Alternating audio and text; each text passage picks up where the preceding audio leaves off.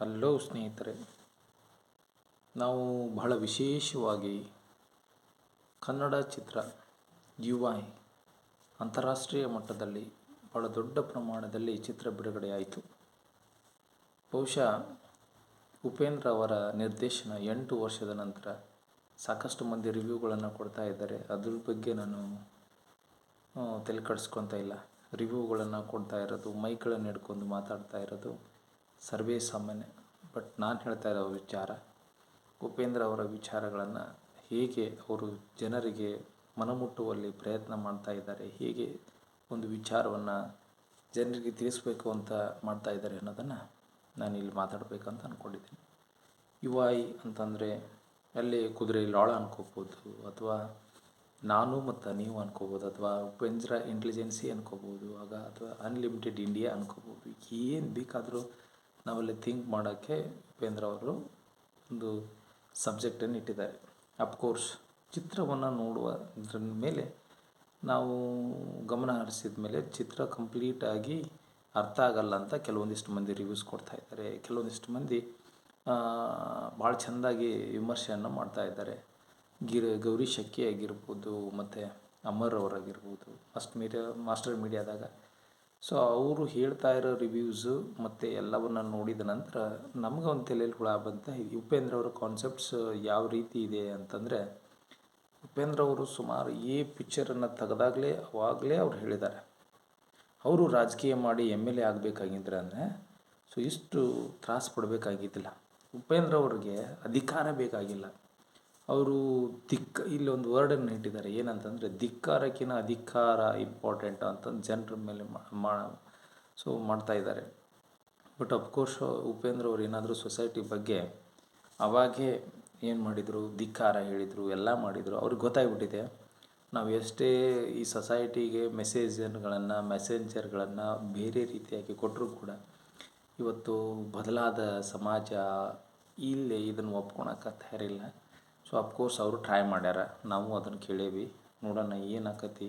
ಭಾಳಷ್ಟು ಮಂದಿ ರಿವ್ಯೂ ಕೊಟ್ಟಾರೆ. ನಂದು ಹೇಳೋಕೆ ಏನಂದ್ರೆ, ಉಪೇಂದ್ರ ಅವರ ಕಾನ್ಸೆಪ್ಟ್ಸ್ ಏನೈತೆ ಅಂದ್ರೆ, ನೋಡ್ರಪ್ಪ, ಜನ ಮೊದಲು ಚೇಂಜ್ ಆಗಬೇಕು ಅನ್ನೋದಕ್ಕಿಂತ ಮೊದಲು ನಾನು ಚೇಂಜ್ ಆಗಬೇಕು. ಭ್ರಷ್ಟಾಚಾರ ಅಫ್ಕೋರ್ಸ್ ಇವತ್ತು ಸಮಾಜದಾಗ ನಾನೇನಾದರೂ ಚೇಂಜ್ ಆದ್ನೆ ಅಂತ ತಿಳ್ಕೊಪ್ಪ, ನನ್ನಲ್ಲೇ 2 ರೀತಿ ಮನಸ್ಸುಗಳದಾವ, ಒಂದು ಕೆಟ್ಟದ್ದು, ಒಂದು ಒಳ್ಳೆಯದು.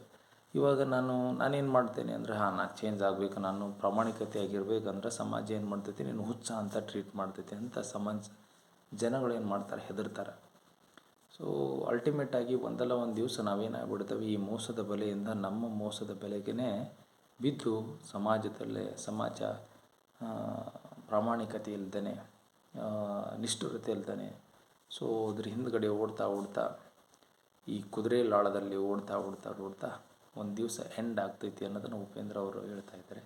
ಬಟ್ ಅಫ್ಕೋರ್ಸ್ ನಾವು ಇರ್ತಕ್ಕಂಥ ಒಂದು ಅನ್ಲಿಮಿಟೆಡ್, ಸೊ ಏನೈತಲ್ಲ, ಇದು ಒಂದು ಸರ್ಕಲ್. ಅವ್ರು ಹೇಳ್ತಾರೆ ನೋಡು, ಒಂದು ಮೊಬೈಲ್ ಬಿಡೋದಾಗಲಿ, ಒಂದು ರೈಸ್ ಬೌಲ್ ಆಗೋದು, ಈ ಸಮಾಜದಲ್ಲಿ ಜನಗಳು ಬದಲಾಗ್ರಿ ಅಂತ ಉಪೇಂದ್ರ ಅವ್ರು ಹೇಳ್ತಾರೆ. ಅಂದರೆ ಉಪೇಂದ್ರ ಅಂತ 10 ಇಂಟೆಲಿಜೆನ್ಸಿ ತಲೆಗಳು ಇಂಡಿಯಾದಲ್ಲಿ ಬದುಕಿದ್ರು ಕೂಡ, ಈ ಜಾತಿ ಧರ್ಮದ ಕಲ್ಪನೆ ಕೊಟ್ಟರೂ ಕೂಡ ಅಷ್ಟು ಸುಲಭವಾಗಿ ಜನ ಬದಲಾಗಂಥದ್ದು ಗೊತ್ತಾಗಲ್ಲ ಅವ್ರಿಗೆ. ಉಪೇಂದ್ರ ಅವ್ರಿಗೆ ಗೊತ್ತಿದೆ, ಇದೇನು ಗೊತ್ತಿಲ್ಲ ಅಂತಲ್ಲ. ಬಟ್ ಅಫ್ಕೋರ್ಸ್ ಈ ಮೆಸೇಜರ್ ಅವ್ರ ತಲೆಗೆ ಓಡಲಿ ಅಂತ ಅವರು ಪ್ರಜಾಕೀಯ ಪಕ್ಷ ಮಾಡಿದ ನಂತರ ಉಪೇಂದ್ರ ಅವರು ಮನಸ್ಸು ಮಾಡಿ ಇನ್ವೆಸ್ಟ್ಮೆಂಟ್ ಮಾಡಿ ಏನಾದರೂ 4-5 ಕ್ಷೇತ್ರದಲ್ಲಿ ದುಡ್ಡೇನಾದರೂ ಹಂಚಿದ್ರೆ ನಿಜವಾಗಲೂ ಅವರು ಕೂಡ MLA ಆಗ್ತಿದ್ರು.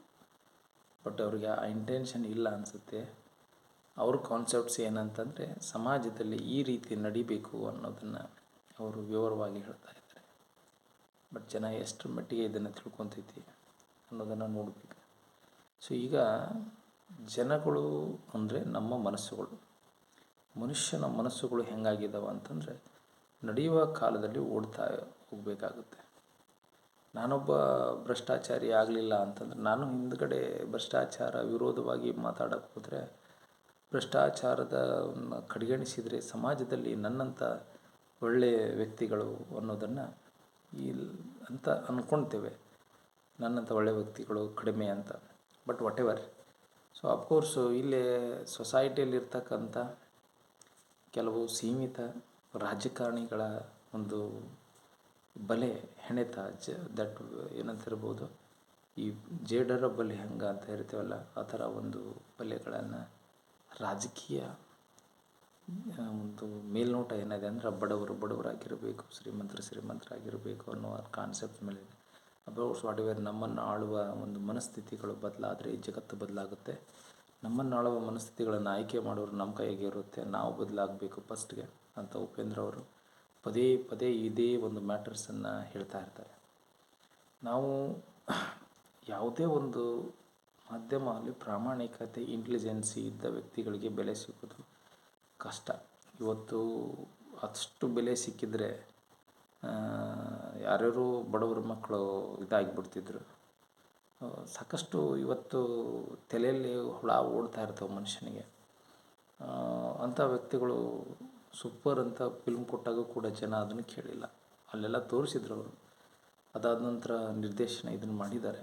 ನೋಡೋಣ ಜನಗಳಿಗೆ ಯಾವ ರೀತಿಯಾದಂಥ ವಿಚಾರಗಳು ಮತ್ತು ಬದಲಾಗ್ತಾರೋ ಇಲ್ಲ ತಿಳ್ಕೊತಾರೋ ಕಾದು ನೋಡಬೇಕು. ಒಟ್ಟಾರೆಯಾಗಿ UI ಚಿತ್ರದಲ್ಲಿ ಸಬ್ಜೆಕ್ಟ್ ಏನಿದೆಯಲ್ಲ ಭಾಳ ಚೆನ್ನಾಗಿ ಎಕ್ಸ್ಪ್ಲೇನ್ ಮಾಡಿದ್ದಾರೆ. ಅಂಥ ಒಂದು ಸಬ್ಜೆಕ್ಟ್ ಜನರಿಗೆ ಅರ್ಥ ಆದರೆ ಒಂದಲ್ಲ ಒಂದು ದಿವಸ ರಿಯಲೈಸ್ ಆಗಿ ಸಮಾಜ ಅವತ್ತಿದ್ದಾದರೂ ಪರಿವರ್ತನೆ ಆಗ್ಬೋದು. ಕಾಲಾಂತರದಲ್ಲಿ ಆ ಒಂದು ಉಪೇಂದ್ರ ಅವರ ಮಾತು ವರ್ಕೌಟ್ ಆಗ್ಬೋದು ಅಂತ ಹೇಳ್ತಾ ವಿಮರ್ಶೆಯನ್ನು ಇಲ್ಲಿಗೆ ನಿಲ್ಲಿಸ್ತಾ ಇದ್ದೀನಿ.